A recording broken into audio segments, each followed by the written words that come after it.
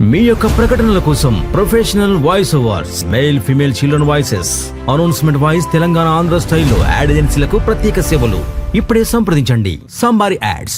Polytechnic కళాశాలను young India skills యూనివర్సిటీకి అనుసంధానం చేయవద్దని, లాటరల్ ఎంట్రీ రద్దు చేయవద్దని డిమాండ్ చేస్తూ ఈరోజు ఏఎస్ఎఫ్ రాజన్న సిరిసిల్ల జిల్లా అధ్యక్షులు కుర్ర రాకేష్ ఆధ్వర్యంలో సిరిసిల్ల అగ్రహారం పాలిటెక్నిక్ కళాశాలలో విద్యార్థులు ఆందోళన చేపట్టారు.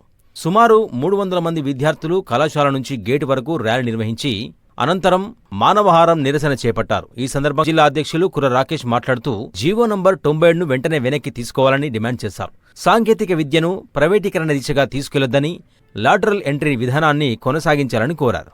పాలిటెక్నిక్ కళాశాలలో అధ్యాపక నియామకాలు, ల్యాబులు, వర్క్షాపులు, హాస్టళ్ల అభివృద్ధిపై ప్రభుత్వం దృష్టి సారించాలని అన్నారు. పేద విద్యార్థులకు నాణ్యమైన సాంకేతిక విద్య అందిస్తున్న వ్యవస్థను బలోపేతం చేయాలని డిమాండ్ చేశారు.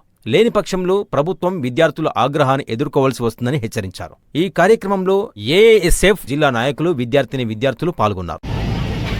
ఈరోజు ఏఎస్ఎఫ్ ఆధ్వర్యంలో రాష్ట్ర కమిటీ పిలుపులో భాగంగా ఈరోజు రాజన్న సిరిసిల్ల జిల్లా కేంద్రంలో ఉన్నటువంటి పాలిటెక్నిక్ కళాశాల ముందు ఈరోజు విద్యార్థుల సమస్యలు పరిష్కరించాలని చెప్పేసి నిరసన కార్యక్రమం నిర్వహించడం జరుగుతూ ఉంది.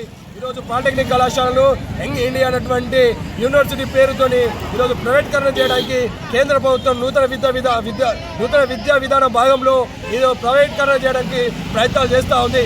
మరి ఈరోజు పాలిటెక్నిక్ కళాశాలలో వందలాది మంది పేద విద్యార్థులు చదువుకున్నటువంటి పరిస్థితి ఉంది. విద్యార్థుల చదువు దూరం చేయడానికి ఈ కేంద్ర రాష్ట్ర ప్రభుత్వాలు ప్రయత్నాలు చేస్తూ ఉన్నారు. ఇదే విధంగా కొనసాగితే మాత్రం రానున్న రోజులలో మాత్రం ఎక్కడికక్కడ ప్రజాప్రతినిధుల ఇళ్లను ముట్టడిస్తాం, నిరసనలు చేస్తామని చెప్పేసి, ధర్నాలు చేస్తామని చెప్పేసి ఈ సందర్భంగా హెచ్చరిస్తూ ఉన్నాం. అదేవిధంగా ఇప్పుడు తీసుకున్నటువంటి జీవో నెంబర్ 97ను వెంటనే రద్దు చేయవలసిందిగా ఏఎస్ఎఫ్ రాజన్న సిరిసిల్ల జిల్లా సమితి పక్షాన డిమాండ్ చేస్తూ ఉన్నాం.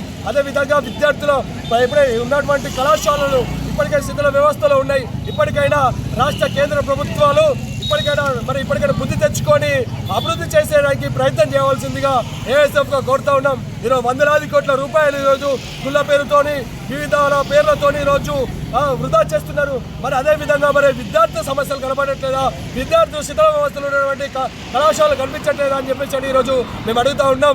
ఇదే విధంగా కొనసాగుతూ మాత్రం విద్యార్థులు 100% విద్యను దూరమైనటువంటి పరిస్థితి ఉంది. ఈరోజు లక్షలాది కోట్ల రూపాయలు పెట్టి విద్యార్థులు ఈరోజు చదువుకోరు.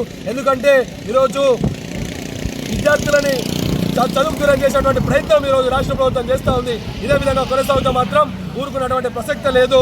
ఇప్పటికీ ఇక్కడితో ఉద్యమం ఆగది. ఇక ముందు కూడా తక్షణమే జీవో నెంబర్ 97ను రద్దు చేయకపోతే మాత్రం రాష్ట్ర వ్యాప్తంగా కాకుండా జిల్లాల వ్యాప్తంగా, మండలాల వ్యాప్తంగా, గ్రామాల వ్యాప్తంగా విజృంభిస్తాం, నిర్బంధాలు ఇస్తామని చెప్పేసి ప్రతిఘటిస్తామని చెప్పేసి ఈ సందర్భంగా హెచ్చరిస్తా ఉన్నాం. నా పేరు కుర్ర రాకేష్, ఏఎస్ఎఫ్ జిల్లా అధ్యక్షుడు.